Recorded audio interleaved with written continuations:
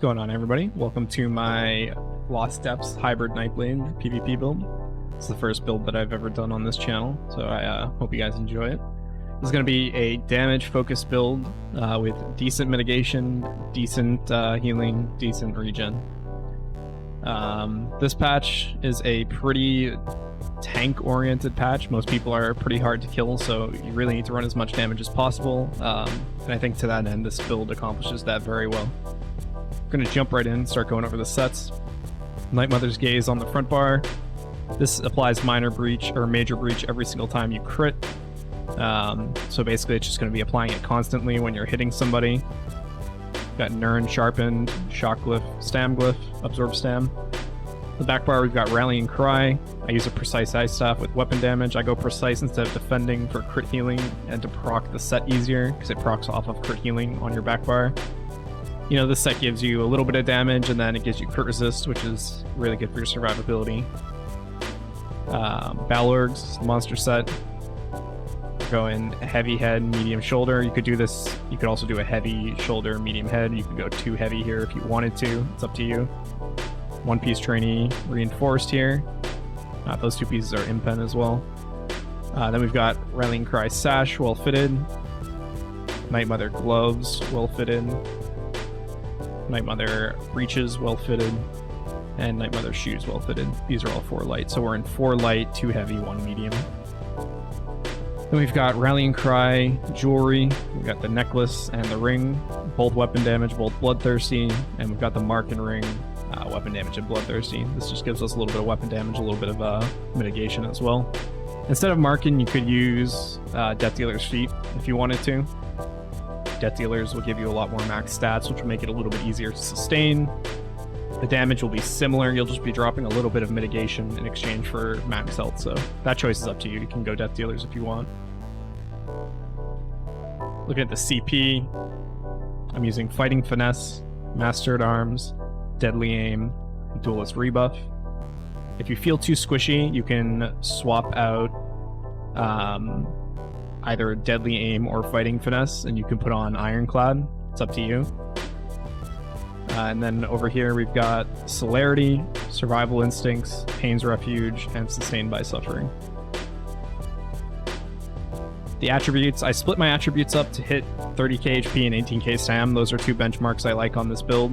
I don't really like to be below those numbers, so that's why I've got the points distributed like this. Then we've got the rest into Magicka, bringing us up to 24k mag.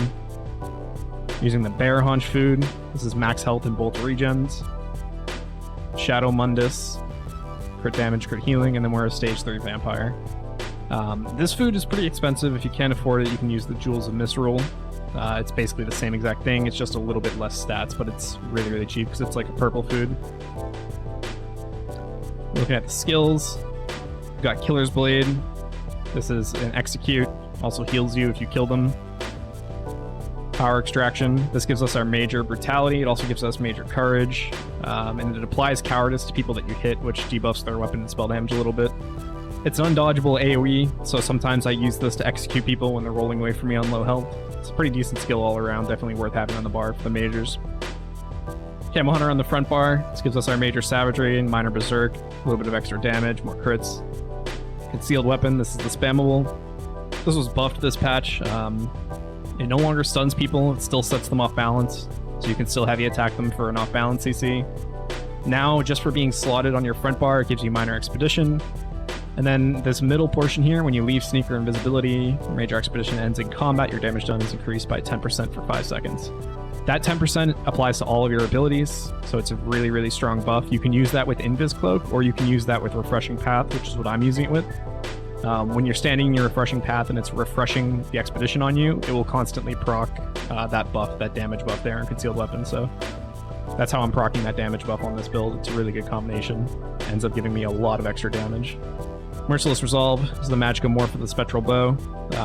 Magicka Morph hits harder, so you want to use the Magicka Morph.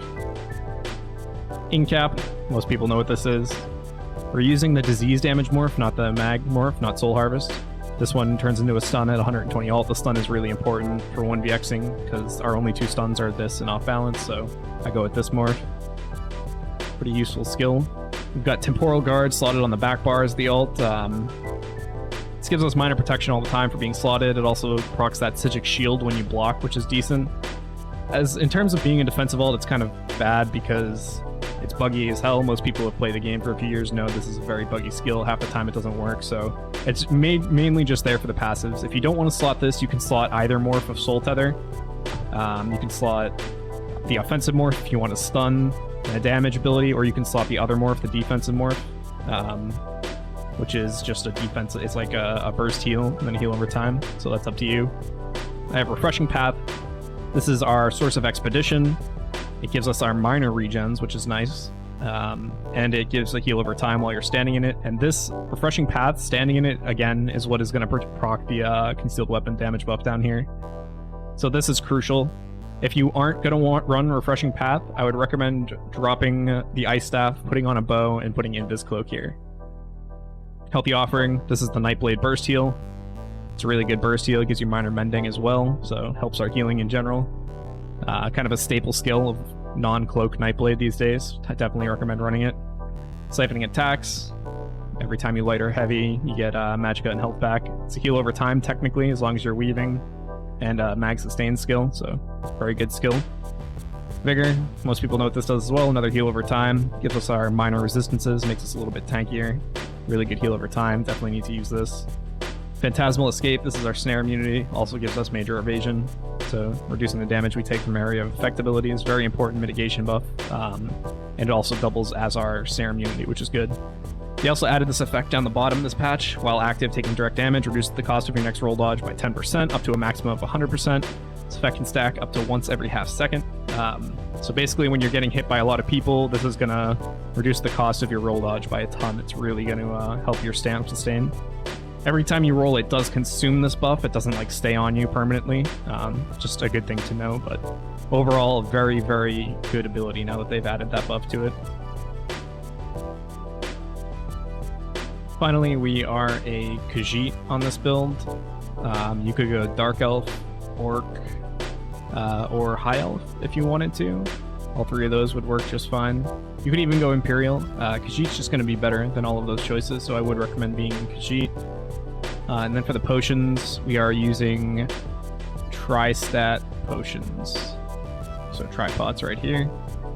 Giving you the regens you need. It's also a little burst heal when you pop it, which is decent. And then the other potion that I have slotted is this right here.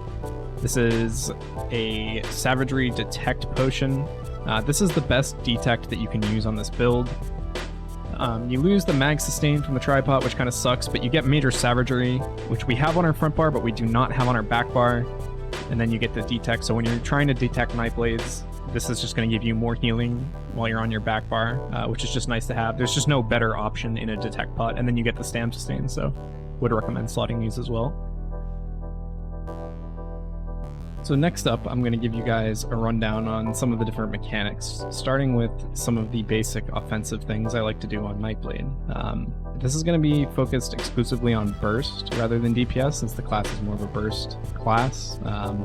You know, DPS on a build like this is basically pretty straightforward. You're just spamming concealed weapon on somebody. So we're going to look at some of the different bursts, and we're going to start with the off balance combo. So off balance happens when you concealed weapon someone from the flank. They'll get the off balance debuff on them for 5 seconds. If they're not CC immune during that 5 seconds, you can medium or heavy attack them and stun them. Since you're doing that with a medium or heavy attack and not with an ability, that means that you can follow up with an ability and usually land that before they break free, just because of the order of events that happens in. So it's a very potent way to kill people. It's one of the only 2 stuns, the other being our ult that we have on this build, and it's extremely important to utilize off balance. A couple more caveats of off balance before I show you the burst is 1, off balance causes them to take more damage from your heavy attacks.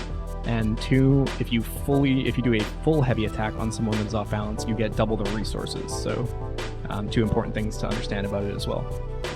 So first I'm just going to show you what it looks like when I off balance someone into a spectral bow. This is one of my favorite combos to do because the spectral bow hits really hard, although it's kind of hard to land, and this will guarantee that it lands.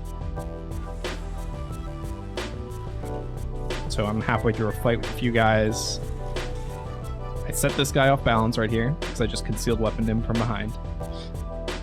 It's this blue debuff right here, you can see. So now I know he's off balance, and I have my spectral bow ready.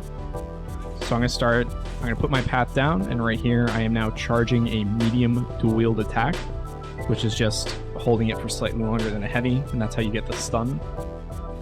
I hit him with it, and I shoot the bow at the exact same time.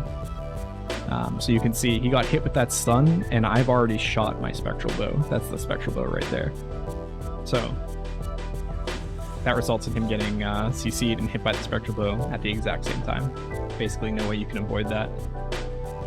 Next, we're going to look at this combo right here. This is another off-balance stun, except on this one, I off-balance them into an in-cap and then an execute. So you don't have to do it necessarily with the spectral bow. You could do it into an execute. You can do it into an in-cap. You can do it into a spectral bow, into a concealed, whatever. In this one, I set him off balance right there. I sap him once, put my path down, and now we're charging a medium attack right here. Still off balance for 3 seconds. I release the medium and I press my in-cap instantly. So you see that hits him as he's breaking free. And then I'm able to land and execute, which hit him for 11k non-crit. So it gets a lot of extra damage because I landed the in-cap on him there. Just another way to make use of the off-balance CC. And then we're going to look at this one. In this clip, I'm using Zahn. I don't usually use Zahn. I was just testing it during this stream here. But basically, I set him off balance there. And I have an in-cap that doesn't stun. So before in-cap gets to 120, it doesn't stun. So he's off balance. He has Zahn on him. So I'm going to in-cap him right here, even though he's blocking. Because now he's off balance and in-capped. This is a very dangerous position for your opponent to be in. Because when they're off balance and in-capped, you can hit them with a medium attack into a bow. And that's going to be your hardest hitting bow that you can do on a build like this. And if they get stunned by that medium attack, if they don't block all of your medium attacks, they are going to take a ton of damage from the bow. So I start charging a medium, and then I concealed weapon him there.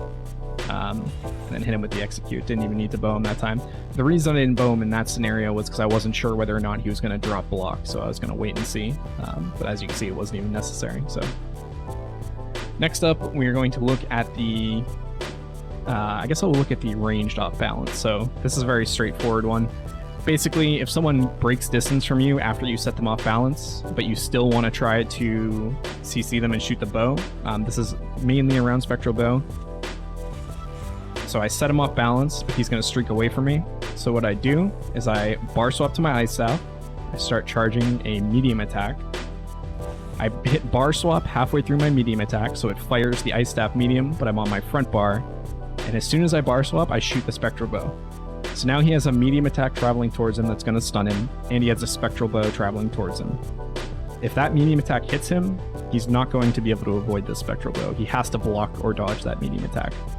And since he doesn't, he's getting stunned and then hit with the spectral bow. You can see that again here. I set this guy off balance. I start charging a medium attack. I shoot the bow, dodge roll towards him. And this is something I like to do with this combo. I'll try to move towards them as I shoot the bow, because if you get close enough to them, you can hit them with an execute as the spectral bow lands. So the bow lands, he's just breaking free, and I managed to get close enough to hit him with an execute at that exact moment. So that's a ton of burst damage that you can do. And then here's another example, just real quick. Nothing special about this one. He actually dodges my execute, but I do hit him with the off-balance combo. So Ice Staff medium attack, bar swap out of it, shoot the bow. You can see the medium attack hit him right there, and the bow's already going towards him. So the bow hits him. And I try to land an execute, but he actually dodges it, and I hit him with the follow-up. So that's just a useful one to make use of in a lot of scenarios where you've got very mobile people or mag sorks that kite away from you. You can still off-balance, CC them, and hit them with the bow from range. You just have to do what I did there. So again, it's just set them off balance, go to your back bar, start charging a heavy attack with your Ice Staff, bar swap, and shoot the spectral bow. Bar swapping while you're charging the heavy on the Ice Staff will shoot the heavy attack. You don't have to release the trigger or mouse button. The next burst I'm going to look at is the in-cap bash. In-cap Spectral Bow, bash. This is like the most classic Nightblade burst. It's one of the highest burst damage you can deal in 1 or 2 global cooldowns, although it's a very predictable and easy to avoid burst. Most people, when you do this to them, are going to break free and dodge roll before you can hit them with the Spectral Bow. But some people won't, especially if it's lagging. Sometimes you can do it quicker than they can break free. But this is a very good one to make use of, especially when you're fighting less experienced people that might not necessarily break free and dodge roll right away. And it's pretty straightforward. You're just gonna incap them. And as you're incapping them, so it's kind of hard to see because I'm behind the tree here, but I incapped him. And then right as I'm like hitting this incap, I'm just spamming my Spectral Bow. Spectral Bow, and then I'm bashing. Bashing just kind of adds a little bit of extra damage. That's that 273 there. It's not a lot, but it can help your abilities come out a little bit quicker, especially at point blank range with the Spectral Bow, so it's good to add the bash in there if you can. But a very potent burst, definitely one of the highest burst damage that you can deal. So I'll show you a couple more examples of that. Incap, shot the Spectral Bow and bashed. You can see the bash hit 490, the Spectral Bow hit 21k before you could break free.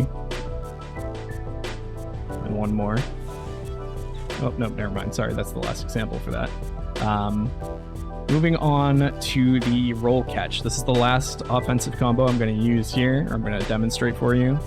This is a very crucial one to practice. It's not super easy to do. This is one of the harder ones, but this is one of the most punishing mechanics that you can use on Nightblade against an opponent.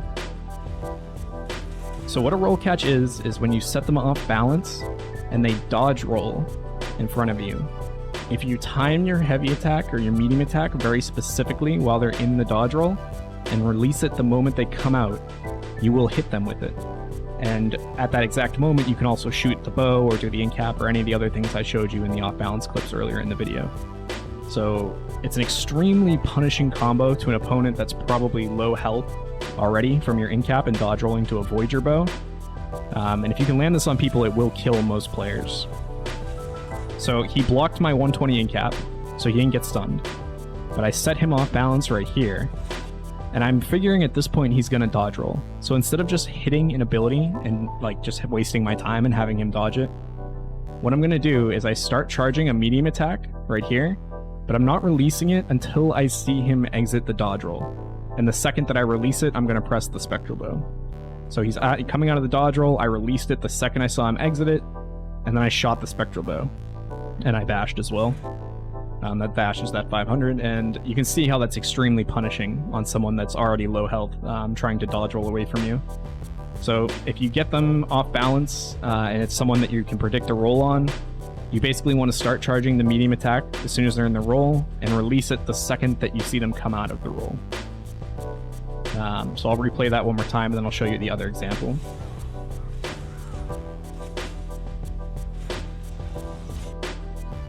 And I've got an open world example here as well.